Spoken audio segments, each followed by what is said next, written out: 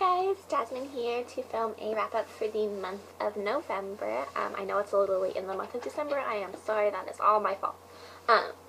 I read, I think it was either 10 or 11 books last month, and I got lots of review books, and I was really proud of myself, and it was a really good reading month, so that was nice. And I had some to-read stack troubles with this month because I had planned on ordering books, but I kept having to push back when I was going to order them, and I still haven't gotten a chance to order them, so I just made like a to-read stack so I had something to read, and I'm actually excited to read my to-read stack now, but when I made it I was kind of just YOLOing it. So I'm going to show you guys what I read, and then I will show you guys what I want to read this month, and then I will be done. So the first book I read was, let's see, gotta get to Goodreads here.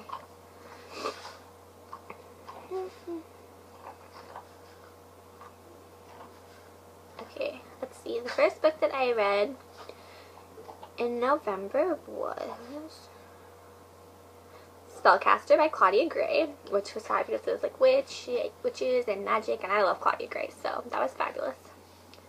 And then I read, oh my Goodreads is being stupid. I'm going to read Pivot Point by Cassie West, which was also fabulous, and I cannot wait for the next book. Oh my gosh, there's only 2 books in that series, so the next book is The End.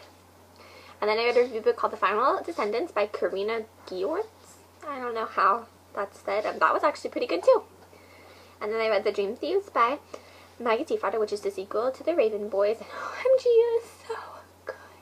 That series is honestly amazing. Maggie Stiefvater is God, okay? And then I read The Infinite Moment of Us by Lauren Miracle, which was a contemporary, and it was really, really cute, and I had really wanted to read it, so I was really excited too. And then I read a review book called Becoming Eden by P.M. Dooling, something like that. And that was like a vampire story, and it was pretty good. It got 4 stars.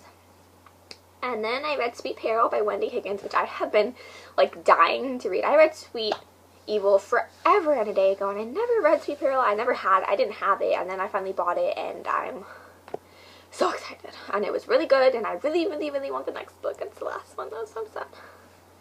And then I read Vengeance by Megan Miranda, which is the sequel to Fracture. I know not a lot of people have heard of that book.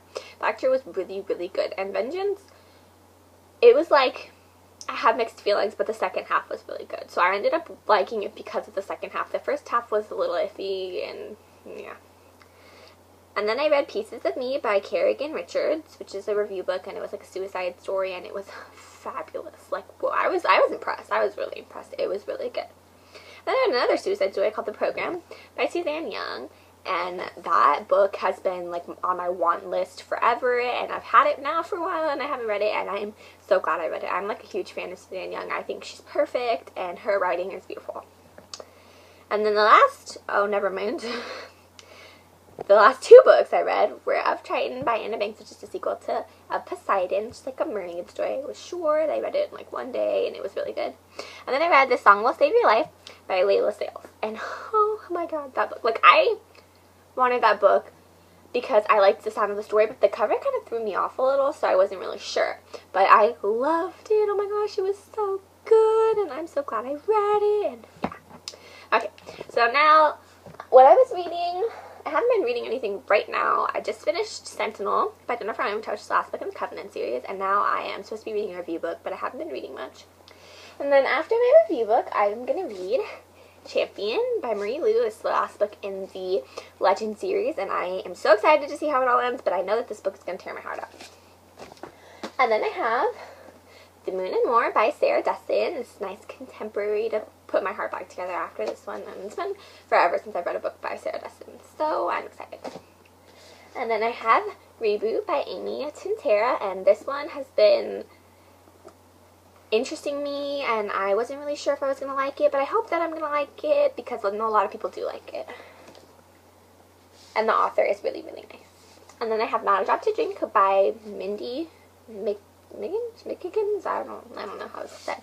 This book has a lot of hype, so I'm hoping that it will live up to my expectations, and I'm sure that it will, and plus look how pretty it is. I mean, come on. If a book looks like that, you know it's going to be good.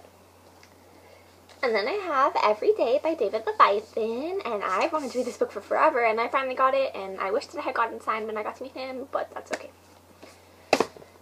And then the last book on my to-read stack for the month of December is This Is What Happy Looks Like by Jennifer Lee Smith. Another contemporary, because I was feeling contemporary.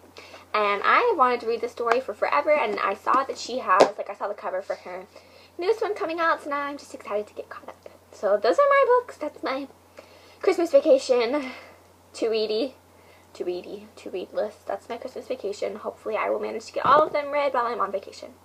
So yeah, I will see you guys next month. Bye guys!